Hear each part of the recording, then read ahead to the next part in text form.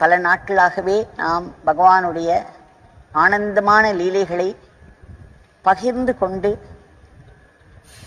அதன் மூலம் பெரும் பயன் பெற்று வருகிறோம். ஏனென்றால் நமக்கு பகவான் சொல்லியிருக்கிறார், அவரை பற்றி கனெக்டடாக உள்ள எந்த ஒரு பொருளையும் நினைத்தால் கூட நமக்கு ஒரு பெரும் ஆசீர்வாதம் கிட்டும். நாம் அவருடைய லீலைகளை,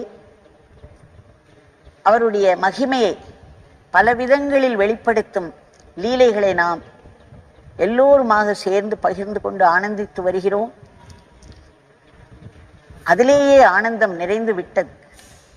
பக்தி மார்க்கத்தில் நாம் என்ன சாதனை செய்தாலும் அந்த சாதனையே அதற்கு ஃபுல்ஃபில்மெண்ட் என்று சொல்வார்கள்.